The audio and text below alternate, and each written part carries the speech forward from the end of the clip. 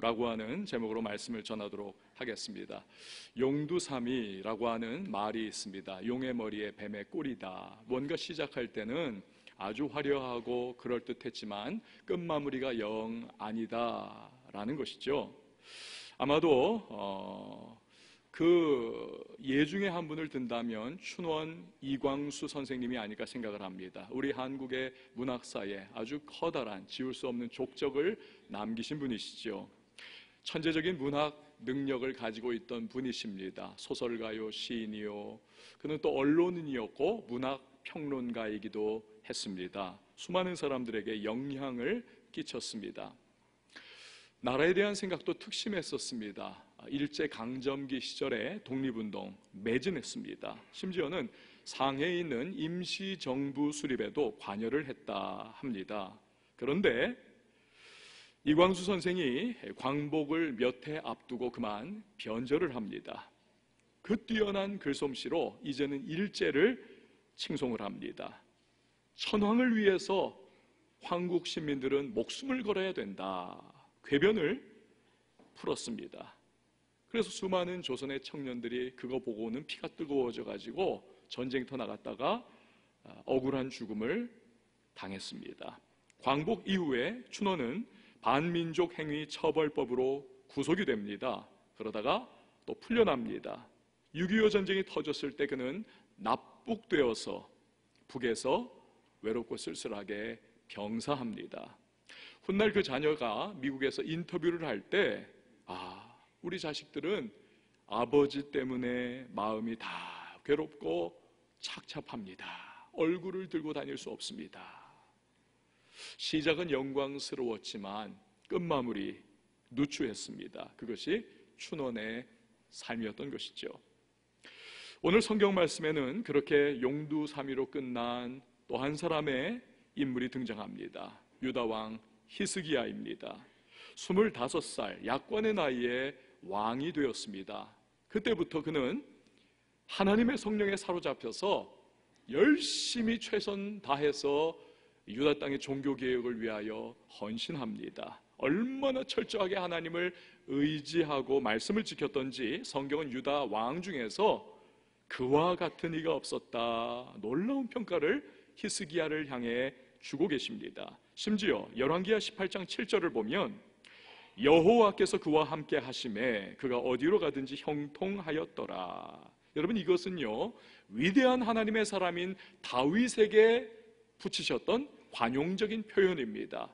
그만큼 이 다윗에게 필적할 만큼 초기에 히스기야 왕은 영적으로 대단했고 그 하나님을 향한 열심이 특심했다. 귀한 믿음의 사람이었습니다.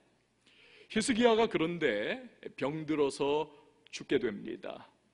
낫기 위해서 얼마나 많이 애쓰고 의사들을 불렀을까 생각할 수 있겠죠. 기도는 또 얼마나 많이 했겠습니까? 하나님 나 좀 치유해 주세요. 그런데 하루는 선지자 이사야가 찾아옵니다. 청천벽력 같은 소리를 합니다. 1절 말씀에 보니까 여호와의 말씀이 너는 집을 정리하라. 네가 죽고 살지 못하리라 하셨나이다. 선지자가 오니까 뭔가 희망을 품었겠죠. 나에게 안수 기도라도 하면 내 이 병이 씻은 듯이 낫지 않겠는가. 그런데 너 죽는다면서 쐐기를 박는 것입니다. 충격을 받은 히스기야가 막 통곡을 하면서 그 유명한 면벽기도, 사람 다 필요 없다는 겁니다. 하나님만 나는 바라보겠다. 이 벽을 바라보고 면벽기도를 그가 올려드립니다. 2절에서 3절 말씀 우리 같이 한번 읽어보시죠. 시작. 히스기야가 낯을 벽으로 향하고 여호와께 기도하여 이르되 여호와여 구하오니 내가 진실과 전심으로 주 앞에서 행하며 주께서 보시기에 선하게 행한 것을 기억하옵소서 하고 히스기야가 심히 통곡하더라. 아멘. 여러분, 여기서 잠깐 우리 생각해 봐야 되겠습니다. 과연 하나님께서 히스기야에게 너는 살지 못할 거야, 너는 죽을 거야, 아주 매몰차고도 이 말씀이 냉정한 그런 말씀인가요? 그렇지 않습니다. 이 말씀을 통해서 우리는 하나님께서 히스기야에게 얼마나 은혜를 베풀어 주시는가, 그것을 발견할 수 있어야만 합니다. 어떤 연로하신 장로님의 이야기입니다. 평생 새벽 기도를 빠지지 않고 매일매일 기도의 자리에 나가서 교회를 위해서, 목사님을 위해서, 성도들을 위해서, 나라와 민족을 위해서, 자녀들이 정말 어찌하든지 주님 잘 믿고 손주들이 참 하나님 잘 섬기는 믿음의 계대를 이어가기 위해서, 또 하나님 나도 역시 평생 새벽 기도하면서 교회를 최선 충성 섬기고 나 하나님 앞에 그렇게 가게 해달라고 늘 기도했던 장로님이십니다. 그날 아침도 새벽에 기도 열심히 제단 쌓고 나서 집에 들어오셨습니다. 식사 잘 하시고 아주 그냥 해같이 밝은 모습으로 편안하게 기분 좋게 하루를 보내십니다. 저녁이 됐습니다. 주무실 때쯤 돼서 자식들에게 말씀하십니다. 나 오늘 얘들아 천당 간다. 자식들이 도대체 우리 아버지 무슨 말씀을 하시는가. 깨끗하게 옷 갈아입으시고 이불 속으로 들어가셨습니다. 해가 지고 해가 뜨고 아침이 됐는데 자식들이 이상한 거예요. 지금쯤이면 새벽기도 가 계셔야 될 아버님이신데 새벽기도 가시는 모습이 없습니다. 소리가 안 나요. 그러니까 오늘은 몸이 불편하신가 보다. 그래서 아침에 뜨고 이제는 방 두드리고 문을 열었습니다. 웬일입니까? 이 장로님께서 반듯하게 누우셔서 환한 모습으로 평안하게 그렇게 소천을 하셨습니다. 하나님께서 말씀하신 거죠. 알려주신 겁니다. 얘야, 너 오늘 천국 와야지. 그러니까 다 준비를 하고 아버지 알았어요, 이제 갈게요. 그리고는 풀림을 받은 것입니다. 얼마나 은혜로운 죽음입니까? 세상을 보면 비참하게 사고사를 당하고 심지어는 살인을 당하고 예기치 못한 일들로 인해서 전혀 죽음을 준비하지 못하고 가족들이 막 쏟아지는 눈물을, 이걸 도대체 어떻게 이런 황망한 일이 일어났는가, 아주 어렵게 그렇게 죽음을 맞이하시는 분들도 얼마나 많습니까? 히스기야는 누구입니까? 나라와 백성의 안위, 그 평화를 그가 책임을 져야 되는 왕인 것입니다. 시름시름 앓다가 아무 대책 세우지 못한 채 그냥 그렇게 어느 날 갑자기 세상을 떠버리면 그게 바로 국가적인 위기인 것입니다. 특별히 지금 이 상황에서는 당시의 대제국인 아수르가 호시탐탐 유다 땅을 정복하기 위하여 크고 작은 군대를 보내면서 싸움을 걸었던 그런 상황입니다. 그러니 왕으로서 꼭 남겨야 될 유언을 해야 되는 것이고, 나라의 통치 체계와 질서를 마지막 가는 순간까지 점검하고 미리 준비할 시간을 가져야만 합니다. 그 시간을 하나님이 주신다. 특별히 알려주셔서 준비할 수 있도록 하신다. 여러분, 이거는 보통 은혜가 아닌 것입니다. 히스기야 개인적으로도 하나님 앞에 회개할 것이 있으면 철저하게 회개하는 시간을 가질 수 있는 겁니다. 우리가 예수 믿는다 하지만 히스기야가 아무리 대단한 믿음의 사람이라고 해도 이런 마음 깊은 곳에 그 삶에 오점 없는 사람 어디 있겠으며, 얼마나 마음속이 지저분하고 우리 더러운 사람들 아닙니까? 이것을 위하여 하나님 앞에 기도하고 주님 앞에 갈 때 적어도 회개한 모습으로 주님이 감사하다라고 하는 그 마음 가지고 가야죠.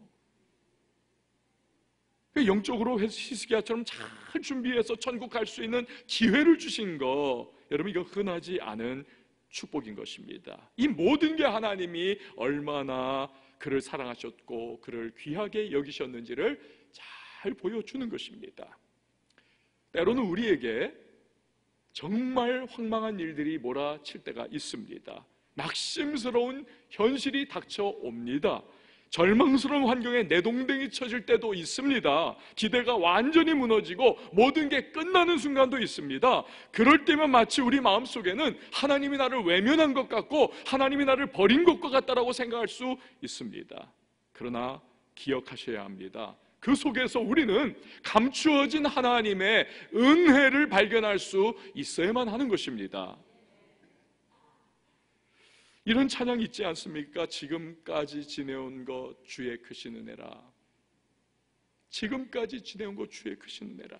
한이 없는 주의 사랑 어찌 이루 말하랴.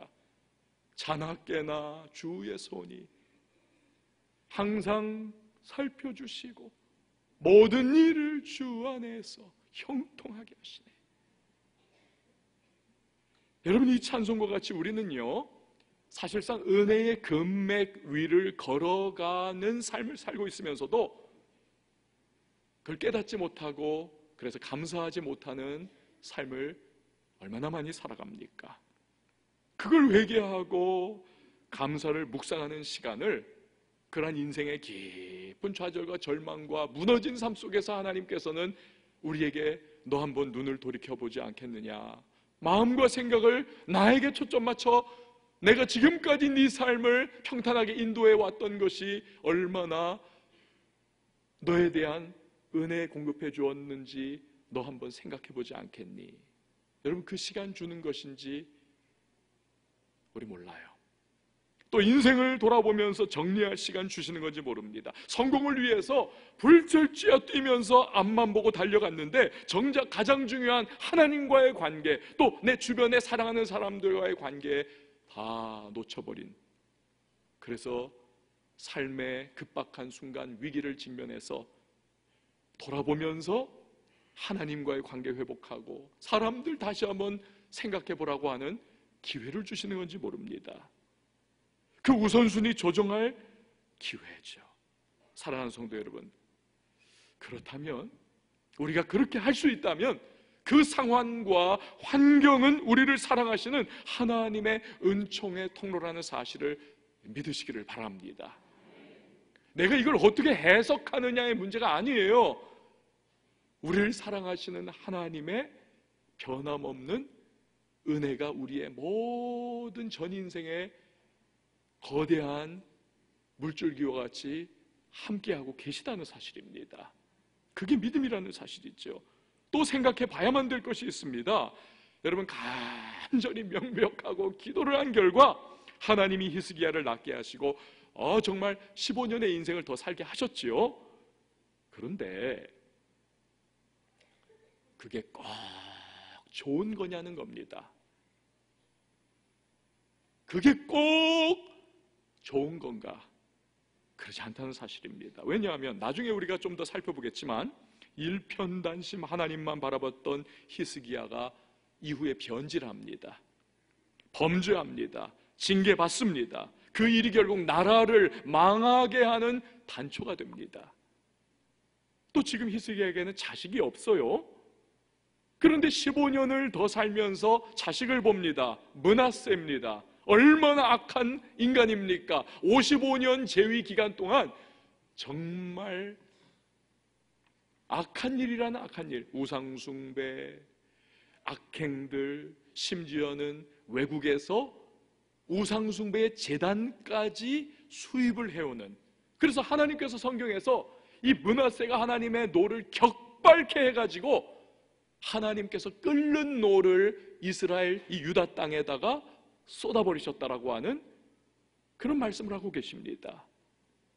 만약에 히스기야가 하나님 말씀에 대해서 아멘 하고 정리 잘하고 천국 갔다면 여러분, 그 이후에 이런 비극적인 일들은 생기지 않았겠죠. 그러면 히스기야는 처음부터 끝까지 정말 신실한 하나님의 사람으로 오점 없이 그렇게 천국 갔을 겁니다.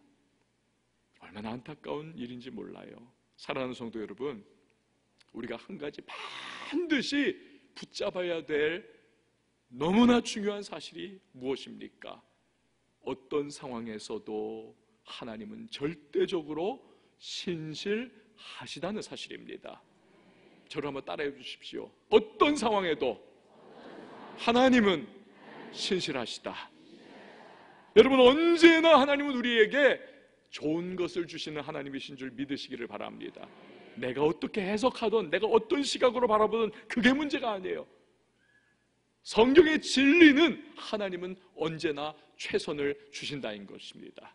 로마서 8장 28절이 그것 아닙니까? 우리가 알거니와 하나님을 사랑하는 자 곧 그의 뜻대로 부르심을 입은 자들에게는 모든 것이, 내가 원하든 원치 않든 어떤 상황이든 눈물 쏙 빠지는 현실이든 모든 것이 합력하여 선을 이루느니라.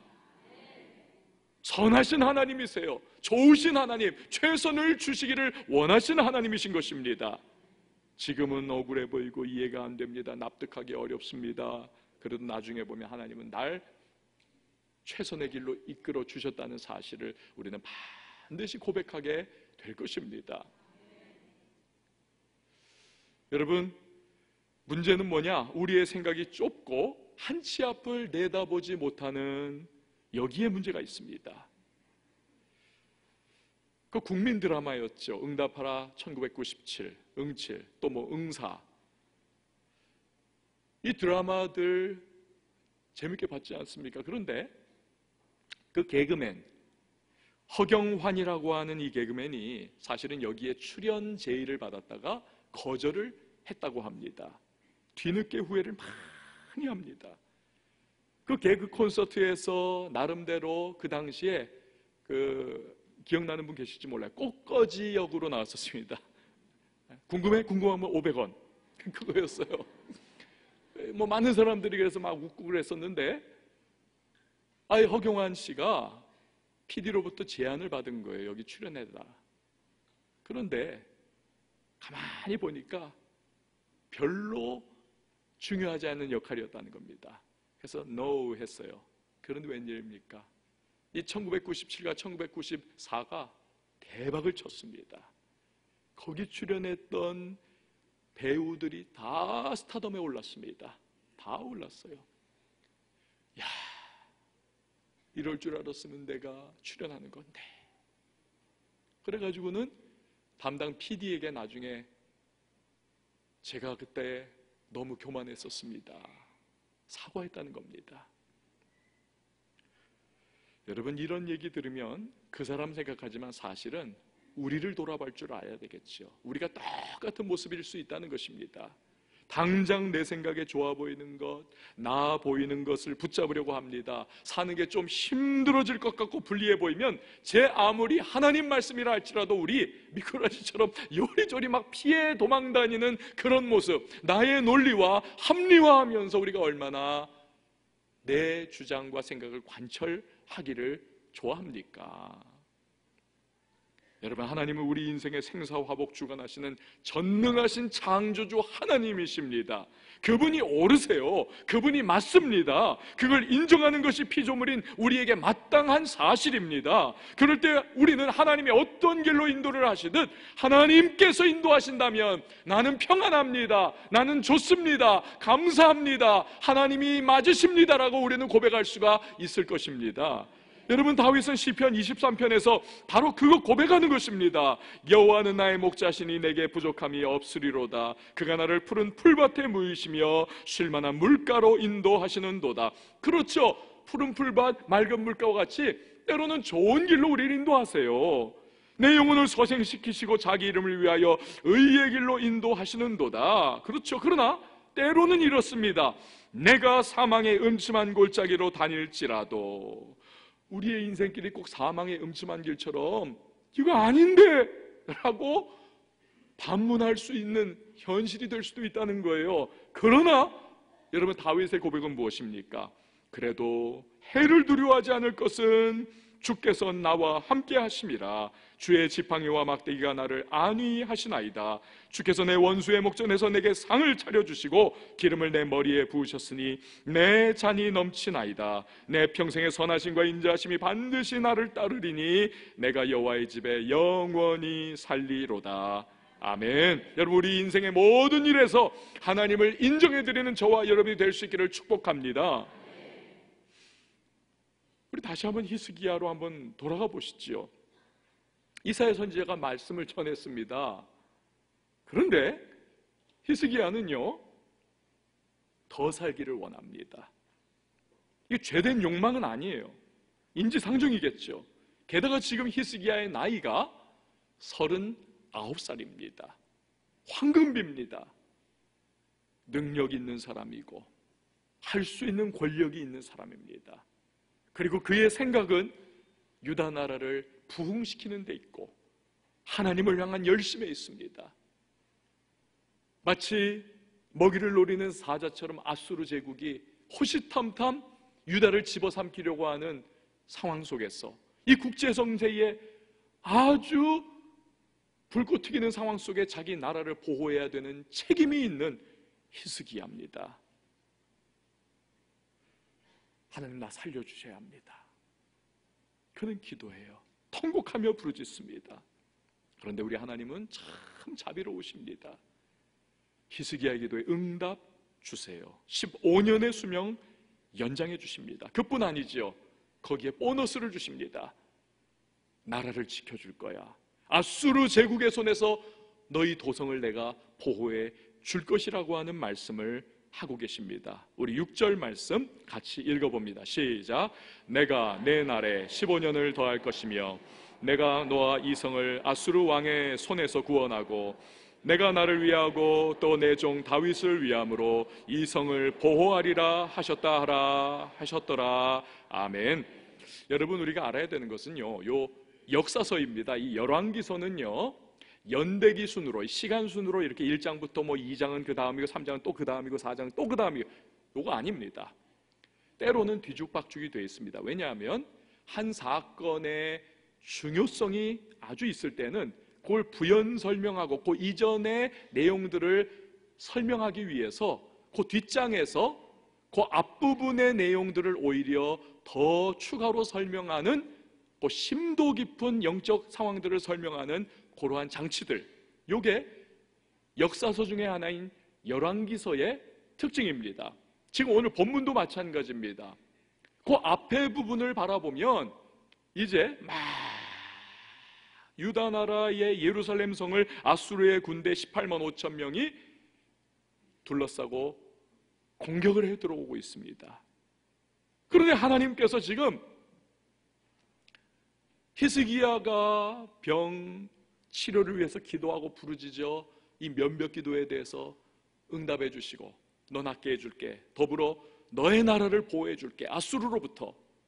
이 상황은 그 앞장인 19장에 나오는 18만 5천이 둘러싸고 있는 그 상황에 대해서 하나님께서 역사해 주리라고 하는, 뒤에서 바라봤지만 사실은 그 시점은 앞의 부분이에요. 그 부분.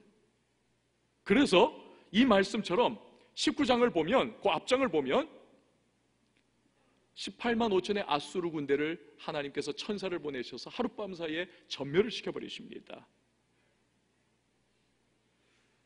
이 부르짖음, 이 응답을 하나님께서는 구하는 것이나 생각하는 것에 넘치는 놀랍고 풍성한 역사로 그의 기도를 통하여 하나님이 일해 주시더라는 것입니다. 사랑하는 성도 여러분, 우리가 부족하고 연약해도 성도의 부르짖음을 하나님께서는 불쌍히 여기시는 전능하신 은혜의 사랑의 하나님이심을 믿으시기를 바랍니다. 우리 사람은요, 자기에게 다가온 상황에 대해서 반응이 다르지 않습니까? 각자들. 어떤 분은 예를 들어서 인생에 아주 힘들고 어려운 상황이 확 밀려닥쳤을 때, 이게 성도의 얘기입니다. 아멘, 하나님이 허락하셨으면 나 받겠습니다 라고 받아들입니다. 이건 여러분 단순한 세상 사람들의 체념, 이것과는 질이 다른 것입니다. 하나님을 신뢰하면서 그 중에서 주시는, 그 안에서 주시는 하나님의 나를 향하신 이 어려움과 고통 속에서 나에게 주시고자 하시는 하나님의 섭리와 어떤 뜻을 내 것으로 받아들이겠다는 믿음의 고백을 하는 것입니다. 쉽지 않죠. 예수님께서도 겟세마네 십자가를 짊어지는 그 피땀 흘린 기도하실 때 주여 이 잔을 내게서 옮겨주옵소서 아버지. 그러나 나중에 어떻습니까? 받아들이시죠. 수용하십니다. 내 뜻대로 마시고 아버지 원대로 하옵소서. 그러나 또 한편 어떤 분들은 위기가 닥쳐오고 문제가 닥쳐오고 삶이 확 무너질 때 전투적입니다. 짐 싸들고 그냥 교회 와가지고 밤을 새면서 몇 날 몇 밤 금식하면서 구하고 또 기도하고 부르짖고 하면서 히스기야처럼 기필코 그 문제 상황을 돌파해 나가기를 원하는 그런 분들도 계세요. 또 그런 식으로 응답을 받습니다. 여러분, 이 두 케이스 중 어느 쪽이 낫다 못하다가 아닙니다. 각자가 가지고 있는 믿음의 방식의 차이인 것입니다. 또 하나님과의 관계에서 우리가 누릴 수 있는 자유의지의 측면인 것입니다. 사도 바울 보십시오. 고린도전서 8장 이하에 나오는 우상의 제물 먹는 문제에 대해서 바로 그것을 적용하고 있지 않습니까? 어떤 사람은 이거는 우상의 제물로 바쳐졌던 거야, 나는 목에 칼이 들어와도 못 먹어. 안 먹습니다. 굶어 죽는답니다. 그러나 어떤 사람은 우상 없어, 모든 세상은 하나님이 주관자셔, 하나님 거야, 나는 이거 먹어. 그리고는 맛나게 먹습니다. 잘 먹어요. 여러분, 둘 다 좋습니다. 첫 번째 분은 하나님만을 향한 순전한 믿음을 지키겠다고 안 먹는 것이고, 둘째 분은 유일하신 하나님에 대한 분명한 믿음으로 먹는 것입니다. 여기서 관건은 무엇입니까? 그러나 그 관건, 고린도전서 10장 31절에서 사도 바울이 역시 결론을 내려주고 있습니다. 우리 같이 한번 읽어보시죠. 시작. 그런즉 너희가 먹든지 마시든지 무엇을 하든지 다 하나님의 영광을 위하여 하라. 아멘. 그렇습니다. 성도에게 모든 일의 최종적인 기준은 내가 지금 이것을 통해서 하나님의 영광을 올려드리느냐, 그 영광을 가리우느냐, 여기에 맞춰져 있어야 된다는 사실입니다. 여러분, 오늘 히스기야 보십시오. 눈물로 기도하는 그에게 하나님은 뜻을 돌이키시고 15년 수명 연장해 주십니다. 거기에 아수르로부터 구원해 주시겠다는 언약을 주십니다. 그리고 그 일을 이루세요. 그러면 히스기야의 응답 이후의 삶은 어때야 되겠습니까? 하나님 영광 그 하나 위하여 줄기차게 이전보다 더한 삶을 살아가야 되지 않겠습니까? 5절에서 보니까 하나님 말씀하세요. 내가 내 기도를 들었고 내 눈물을 보았노라. 내가 너를 낫게 하리니 내가 3일 만에 여호와의 성전에 올라가겠고. 여러분, 하나님이 왜 그냥 너 정말 기도 열심히 하는구나, 내 마음도 아프다, 그래 너 낫게 해줄게, 너의 기도에 응답해 줄게, 왜 이렇게 하지 않으시고 하나님께서 굳이 3일 만에 너 나와서 성전 올라가게 해주겠다. 여러분, 뭡니까? 너 치유되는 그날이 되면, 응답받는 그날이 되면 더욱더 나에게 영적 교제하면서 나를 너의 마음에 두고 나의 영광을 위하여 살아가며 내가 기뻐하는 인생에 매진해라. 그것이 내가 너에게 덤으로 인생을 주는 중요한 의미다 라고 말씀을 하고 계시는 겁니다. 여러분, 때로 우리가 방송에서 그런 거 보지 않습니까? 어떤 사람이 거의 죽다 살아났어요. 이건 죽을 일인데 살아났습니다. 그러자 그가 뭐라고 말합니까? 덤으로 얻은 인생, 이제는 내가 다른 사람 위해 살겠습니다. 여러분, 같은 맥락을 하나님께서 지금 히스기야에게 원하고 계십니다.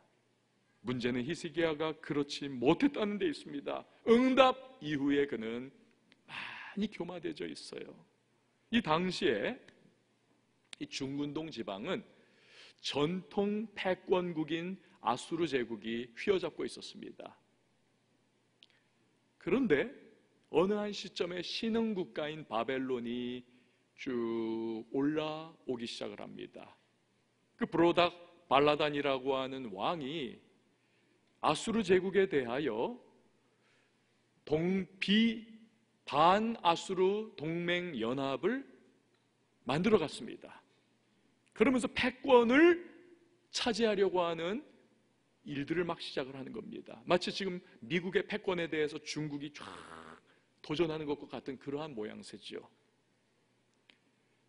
그런데 유다의 히스기야 왕이 죽을 병에 걸렸다가 기적적으로 치유받았다. 그리고 유다를 치러 온 아수르의 18만 5천 대군이 하룻밤에 전멸됐다. 이 기적적인 사건이 중근동에 쫙 퍼져나갑니다. 그걸 들은 브로닥발라단이 히스기야를 우리 반아수르 동맹연합으로 끌어들여야 되겠구나. 그래서 사신들과 편지와 예물을 보냅니다. 그리고는 바벨론의 사신들이 히스기야와 유다 땅에 일어난 이 기적이 도대체 어떤 연유로 일어난 것인지를 궁금하니까 묻습니다. 역대하 32장 31절은 그 영적 의미를 이렇게 설명하고 있습니다. 그러나 바벨론 방백들이 히스기야에게 사신을 보내어 그 땅에서 나타난 이적을 물을 때에 하나님이 히스기야를 떠나시고 그의 심중에 있는 것을 다 알고자 하사 시험하셨더라. 여기서 시험했다는 것은 히스기야가 뭐라고 대답하는지 하나님이 지켜보셨다는 것입니다. 여러분 무슨 대답했어야 되겠습니까? 하나님이 하셨습니다. 저 한번 따라해 주실까요? 하나님이 하셨습니다. 여러분 이것이 성도의 대답이 되어야 될 줄 믿습니다. 하나님이 하셨습니다. 내가 치유함 그래서 받았습니다. 하나님이 하셨습니다. 그래서 우리나라가 구원함을 받았습니다. 이 대답이 나왔어야 되는데 그렇지 못해요. 역대하 32장 25절 말씀을 보니까 히스기야가 마음이 교만하여 그 받은 은혜를 보답하지 아니하므로 진노가 그와 유다와 예루살렘에 내리게 되더라는 것입니다. 여러분 우리가 알아야 할 것이 있습니다. 이 교만이라고 하는 것은 교만하려고 해서 교만해지는 것이 결코 아니라는 것입니다. 겸손의 자리를 떠나면 교만은 저절로 찾아오게 되어 있습니다. 저를 한번 따라해 주시면 좋겠습니다. 겸손을 놓치는 순간 교만이 찾아온다. 그렇습니다. 히스기야가 하나님의 영광을 드러내는 대신에 신흥 국가인, 지금 막 잘 나가려고 하고 있는 국가인 바벨론에 대하여, 반아수르 동맹국들에 대하여 자기의 능력과 유다 나라의 권세를 드러내고자 그가 내탕고를 열어서 조상적부터 쌓아두었던 어마어마한 보물들을, 그리고 무기류를 그가 다 보여줍니다. 나 어때? 라는 것이죠. 입을 다물지 못하고 바라보던 바벨론 사신들의 마음이 어느덧 저걸 우리나라로 가지고 가야 되는데 싹 틉니다. 그리고 이사야 선지자는 하나님의 심판의 메시지를 전합니다. 당신이 보여준 그 보물이 하나도 남김없이 어느 때인가 바벨론 땅으로 옮겨질 겁니다. 그리고 당신의 후손들이 바벨론에 사로잡힐 것이고, 당신의 후손 중에 일부는 내시가 돼서 바벨론 왕을 섬길 겁니다. 잠언 16장 18절 말씀 그대로 된 거죠. 우리 같이 한번 읽어볼까요? 시작. 교만은 패망의 선봉이요 거만한 마음은 넘어짐의 앞잡이니라. 아멘. 하나님의 은혜를 잊고 실패해버린 히스기야의 안타까운 모습입니다. 그러나 다행히도 강력한 하나님의 징계를 받은 이후에 그가 정신을 차려요. 19절 말씀 같이 읽어봅니다. 시작. 히스기야가 이사야에게 이르되 당신이 전한 바 여호와의 말씀이 선하니이다 하고, 또 이르되 만일 내가 사는 날에 태평과 진실이 있을진데 어찌 선하지 아니하리요 하니라. 아멘. 이거 잘못 해석하면 내 시대에는 그래도 내가 살아있을 때는 뭐 문제 없으니 오케이 괜찮아, 이게 아니에요. 해석 잘못하면 안 됩니다. 이것은 자기의 잘못과 실패를 깨달은 히스기야가 하나님 앞에서 정말 감사하다는 거예요. 내가 이렇게 큰 죄와 잘못을 저질렀음에도 불구하고 일정 기간의 평화를 우리나라에 허락해 주시는 하나님, 하나님은 선하십니다. 하나님은 옳으신 분입니다. 하나님 같은 분이 없으시다라고 하는 고백을 하고 있는 것입니다. 사랑하는 성도 여러분, 히스기야의 실패를 우리 따라가지 않을 수 있기를 바랍니다. 응답 그 이유가 더 중요합니다. 받지 못할 자가 하나님께 은혜 입은 줄 알고 우리는 끝까지 겸손한 심령으로 하나님의 영광을 위하여 결정하고 선택하고 살아낼 수 있기를 주의 이름으로 축원을 드립니다. 하나님의 영광을 보답하는 자세로 우리는 끝까지 나아가는 것, 이것이 구원받은 하나님의 사람들의 모습인 줄 믿습니다. 저 서대문 결핵병원에 가면요, 거기 베데스다 교회라고 있습니다. 이 교회를 설립하신 분이 이정재 장로님이시라는 분이십니다. 주식회사 영성의 회장이십니다. 이분은 40년 동안 매월 평균 200명 이상, 지금까지 모두 7만 명 이상의 결핵 환자를 돌보신 분이십니다. 이유가 있어요. 사연이 있더라고요. 저 전남 장흥의 농가에서 가난한 집에서 8번째 아들로 태어났습니다. 목포에서 중학교 마친 뒤 16살 됐을 때 무작정 서울 상경합니다. 아버님 뭐 있어야죠. 그 남산에 톡을 파가지고 거기서 가만히 거적대기 담요 뒤집어 쓰고 그렇게 여름이면 비 맞고 겨울이면 달달달달 떨면서 그렇게 살아갑니다.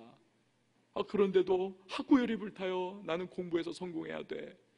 머리가 굉장히 좋았나 봐요. 또 열정이 있었나 봅니다. 최선 다해 공부해가지고 그가 서울대 농화학과에 입학을 합니다. 졸업하고 그가 사카린과 같은 인공감미료 제조에 손을 댑니다. 그 적지 않은 돈을 벌었다고 해요. 그러다가 33살 피를 토하고 쓰러집니다. 젊었을 땐 너무 못 먹고 고생을 했다 보니 결핵균이 침투해 있었던 거죠. 그 당시에 여러분, 결핵은 불치병과 같았습니다. 의사들이 다 당신은 얼마 못 가 죽습니다. 사형 선고를 내렸습니다. 이 병원 저 병원 떠들고 똑같은 그러한 진단 받다가 결국에는 마지막 종착지처럼 간 곳이 그 서대문의 결핵병원입니다. 거기 누워가지고 내가 지금 33살밖에 안 되는 젊은인데 이 꼴이 뭐람, 하나님 내가 왜 이렇게 됩니까? 근데 하루가 멀다 하고 옆에 병상에 있던 결핵 환자들이 죽어나가요. 얼마나 비극 현장입니까? 그가 그 자리에서 하나님 앞에 서원을 합니다. 하나님, 혹여나 나를 살려주시면 내 이 한 몸 바쳐 이렇게 고통받고 죽어가는 결핵 환자들을 내가 돕는데 평생을 걸겠습니다. 그런데 기적같이 완쾌됩니다. 그때부터 빚을 갚는 심정으로 하나님 앞에 했던 서원을 갚기 위하여 결핵 환자들을 돕는 일에 온 힘을 다합니다. 시가로 무려 550억 원이 넘는 재산을 사회복지사업에 그가 내어놓습니다.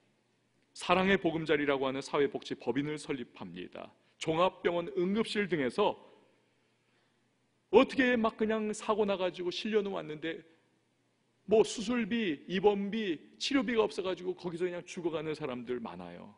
그 어려움 겪는 사람들을 지원해주는 일을 합니다. 치료 시기를 놓쳐가지고 불구가 되거나 죽는 사람들을 도와줍니다.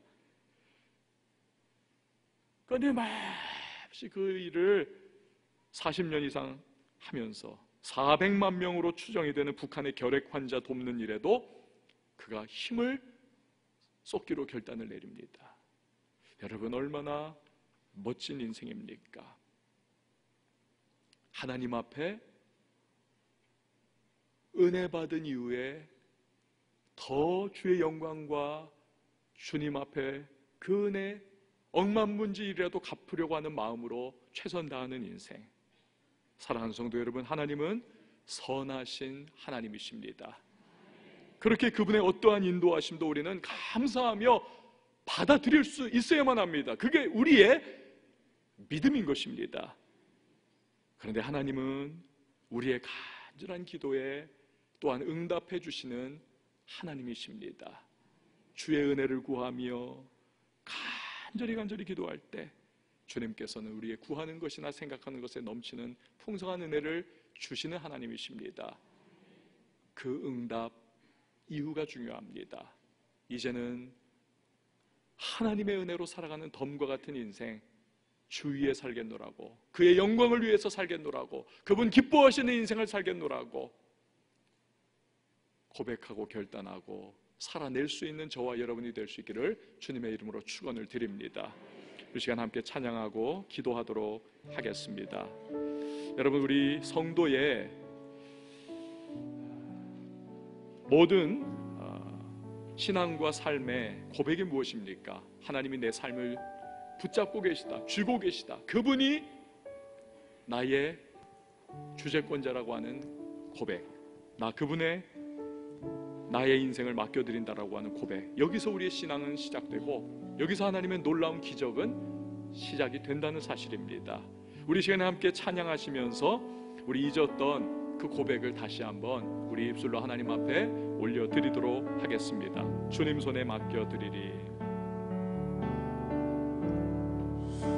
주님 손에 맡겨드리리. 나의 삶 주님께. 주님 손이 나의 삶 붙드네. 주님 손이 나의 삶 붙드네. 나 주의 것 영원히. 내가 믿는 분, 내가 믿는 분 예수. 내가 속한 분 예수.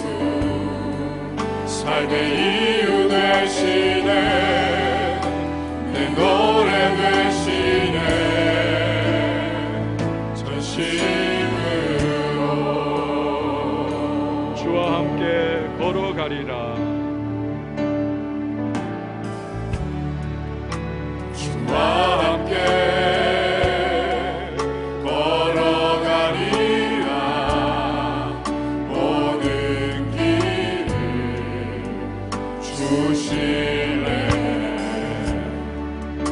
주 뜻 안에 나 살아가리.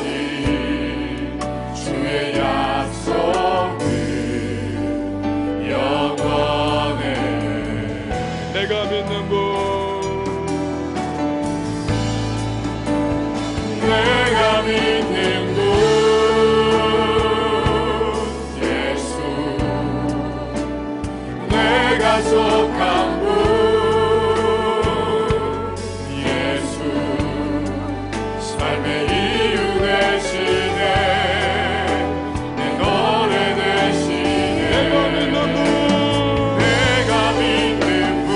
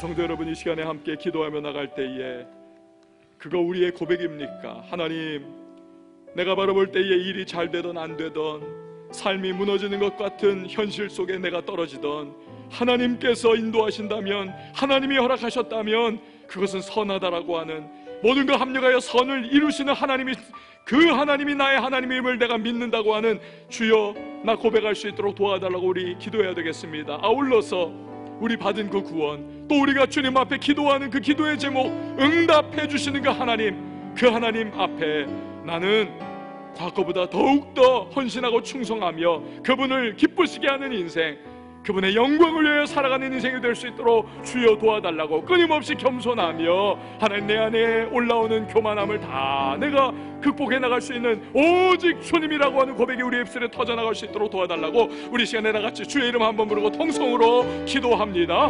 주여, 하나님 아버지, 하나님 감사합니다.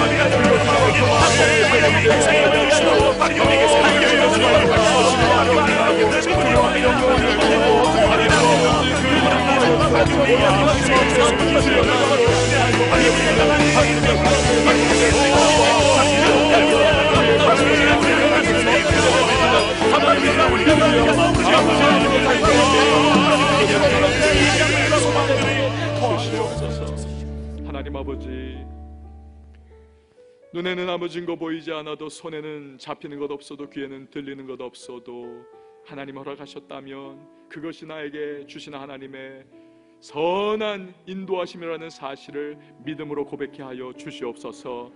또한 베푸시는 은혜들, 기도의 풍성한 응답들 속에 주여 우리들 교만하지 않게 하시고 나에게로 시선이 돌려지지 않게 하시고 그 일을 베푸시고 불쌍히 여기시고 은총 베풀어 주신 하나님, 그 하나님 앞에 영광 올려드리는 인생으로 돌아갈 수 있는 우리가 되게 하여 주시옵소서.